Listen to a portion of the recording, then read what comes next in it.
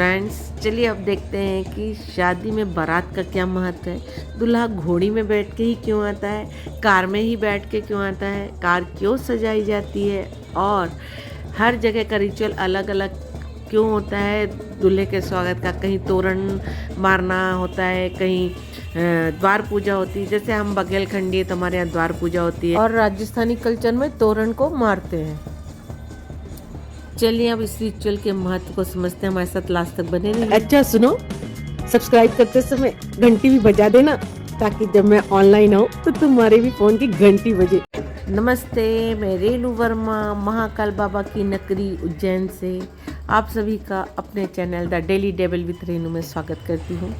Friends, दरअसल अभी हम उज्जैन में है ना, इसलिए उज्जैन महाकाल बाबा की नगरी में आपका स्वागत कर रहे हैं। वैसे रहते तो इंदौर में हैं। तो चलिए आज अपन बारात के महत्व को समझते हैं और बारात के में आने पर और बारात के आने पर जो पूजा पाठ होती है उसके महत्व को समझते हैं। तो आप बारात भी देख के साथ साथ में इसके महत्व को भी जानिए और इन्जॉय भी कीजिए, ठीक है। तो चलिए, शुभ विवाह में बारात वर यात्रा दूल्हे के परिवार और दोस्तों का दुल्हन के घर या विवाह स्थल तक एक पवित्र और उत्साहपूर्ण सफ़र होता है जो दूल्हे को मानसिक भावनात्मक रूप से तैयार करता है और विवाह की शुरुआत का प्रतीक भी होता है, जिससे आध्यात्मिक तैयारी, दो परिवारों का मिलन और एक सामुदायिक उत्सव जैसे महत्वपूर्ण अर्थ छिपे होते हैं। यह केवल एक पार्टी नहीं बल्कि विवाह संस्कार का एक अहम हिस्सा भी होता है जो खुशी, संगीत और आशीर्वाद से भरा होता है और दुल्हन के परिवार द्वारा भव्य स्वागत के साथ समाप्त होता है, जिससे दोनों परिवार के बीच में एकता और स्वीकृति का भाव बनता है। ये बारात इसलिए आती है दोस्तों, ठीक है। अब फ्रेंड्स चलिए अपन ये जानते हैं कि दूल्हा घोड़ी में या कार में क्यों बैठ के आता है ना। तो दूल्हे शादी में दूल्हा घोड़ी में बैठ कर आना वीरता, शक्ति, जिम्मेदारी और राजसी ठाट बाट का प्रतीक होता है, जो प्राचीन काल से योद्धाओं और राजाओं की परंपरा थी। और उज्जैन तो खुद ही स्टेट थी, है ना, सिंधिया स्टेट थी यहाँ पर। तो यहाँ दूल्हा दुल्हन को लाने के लिए शौर्य के साथ निकलता है और यह दर्शाता है कि दूल्हा अब अपने नए जीवन की जिम्मेदारी को संभालने में सक्षम है और परिवार का मुखिया भी बनने वाला है। इसके साथ साथ घोड़ी में बैठ के दूल्हा आने का एक और बहुत बड़ा महत्व है। घोड़ी को बुद्धिमान और चंचल माना जाता है और दूल्हे का उसे संभालना यह दिखाता है कि वह अपने चंचल मन वैवाहिक जीवन की जिम्मेदारियों को सफलतापूर्वक नियंत्रित कर सकता है। समझ में आ गया फ्रेंड्स, घोड़ी में बैठ के दूल्हा क्यों आता है बारात लेके। इसी के साथ साथ हमारे बघेलखंड यूपी साइड ज़्यादातर दूल्हे कार में, बग्घी में बैठ के आते हैं। इसका भी एक अलग महत्व है। कार और बग्घी भी शान शौकत और नए सफ़र की शुरुआत और परंपरा का प्रतीक है। पहले ज़माने में बग्घी हुआ करती थी, उसमें दोनों चीज़ें होती थी, कार का भी महत्व रखती थी और घोड़ी का भी महत्व रखती थी, है ना।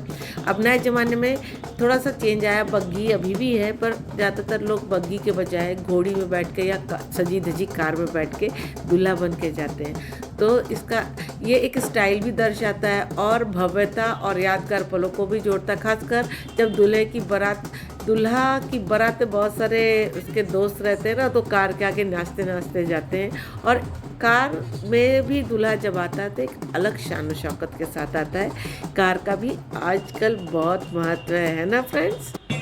अब द्वार पे जब बारात आ जाती तो दूल्हे का और बारातियों का स्वागत कलश से होता है। तो यहाँ ज्योति के यहाँ राजस्थानी मालवी कल्चर में घर की लड़कियाँ, भांजियाँ, माने जो भतीजियाँ, ये लोग कलश लेकर खड़ी होती हैं और उसके ऊपर नारियल होता है। और ये यहाँ का कल्चर राजस्थान का। और हमारे बघेलखंड यूपी में जो नावन होती हैं वो दो कलश लेती हैं दोनों दरवाजे पर और कलश के ऊपर दिया रखा होता है, उसके साथ उस हिसाब से स्वागत करती हैं। दिए पे कुछ दूल्हा पैसा रखता है। इस तरह से तो सबका अलग अलग कर, पैसा यहाँ भी रखा दूल्हे ने, पर भांजी को दिया, वहाँ पर उन लोग को मिलता है। इस तरह से इनका स्वागत हुआ। इनके यहाँ एक रस्म होती तोरण छूने की, जिसको कटार से करते, तोड़ते नहीं है शायद, बस टच करते हैं। तो ये टच कर रहे हैं, ये हमारे यूपी बघेलखंड का कल्चर नहीं है, ये भी राजस्थान का कल्चर है। और हमारे यहाँ तो द्वार पूजा होती है, जब दूल्हा आता है तो द्वार पूजा होती है और द्वार पूजा में भाई और पिताजी बैठ के ये पूजा करते हैं। दूल्हे के द्वारा तोरण तोड़ने का महत्व होता है कि बुरी शक्तियों को दूर भगाना, परिवार की रक्षा करना और बाधाओं को पार कर नए जीवन में प्रवेश करने का प्रतीक होता है। यह एक प्राचीन कथा से भी जुड़ा है, जिसमें एक राजकुमार ने तोते के रूप में बैठे राक्षस को मारकर विवाह संपन्न किया था। और अब यह रस्म घर में प्रवेश से पहले दूल्हे की शक्ति और संकल्प को भी दर्शाती है। और दूल्हे को घोड़ी से वधु के भाई ही उतारते हैं। यह रस्म भी प्यार, सुरक्षा और नए रिश्ते के स्वागत का प्रतीक है, जहां दुल्हन का भाई दूल्हे का स्वागत करता है और उसे अपने परिवार का एक हिस्सा बनाता है। ये एक पुरानी परंपरा है। द्वार पूजा का महत्व दूल्हे का स्वागत, सम्मान और उसे परिवार का हिस्सा बनाने से जुड़ा होता है, जिसमें कन्या पक्ष दूल्हे को अतिथि के रूप में पूजता है, आरती, तिलक, स्वागत के साथ उसे परिवार में शामिल करता है। ये शिव पार्वती के विवाह की परंपरा से जुड़ा हुआ भी एक महत्व है। इसमें जो कन्या की माँ होती है वो दूल्हे की आरती उतारती है, टीका लगाती है और दूल्हे का सम्मान करती है। ऐसा कह सकते हैं कि दुल्हन का परिवार दूल्हे का स्वागत करता है जैसे किसी महत्वपूर्ण अतिथि का, और उस स्वागत किया जाता है और उसे सम्मान दिया जाता है। और आरती और तिलक से दूल्हे को आशीर्वाद दिया जाता है, और यह भी माना जाता है कि यह दुल्हन के साथ उसके जीवन की सुरक्षा और उसकी जिम्मेदारी भी ले रहा है। ये सारे कार्यक्रम पुरोहित जी की और पूरे परिवार के बीच में होता है, मंत्रोच्चारण के साथ होता है, क्योंकि यह विवाह संस्कार का एक महत्वपूर्ण भाग होता है जो वैदिक परंपराओं और पारिवारिक मूल्यों को दर्शाता है। इस तरह से इस रस्म का भी बहुत महत्व है। इस तरह से दूल्हे का स्वागत होना बहुत ज़रूरी है। और देखिए कितने अच्छे से उत्कर्ष जी का स्वागत हुआ है, और सारे भाई जो साले हैं, मेरा बेटा मिशी उनके पास खड़े हैं, उनके फ्रेंड्स डांस कर रहे हैं और खूब नाच गा रहे हैं, खूब इंजॉय कर रहे हैं। तो फ्रेंड्स, हम लोगों में कोई भी रीति रिवाज और कोई भी रिचुअल है या कोई भी रस्म है, उसके पीछे कोई ना कोई महत्व है जो हमारे पूर्वजों का बनाया हुआ है। तो फ्रेंड्स, आपको हमारा वीडियो कैसा लगा, और जो मैंने बारात, घोड़ी और सारी चीज़ें का महत्व बताया, शादी का, बारात आने का महत्व, ये सब आपको कैसा लगा ज़रूर बताइएगा। और अगर वीडियो अच्छा लगा तो जल्दी से लाइक कर दीजिए, कमेंट कर दीजिए, शेयर कर दीजिए, और जिन्होंने अभी तक मुझे ज्वाइन नहीं किया ज्वाइन कर दीजिए, और हाइप का ऑप्शन आएगा तो पॉइंट भी दे दीजिएगा ज़रूर से।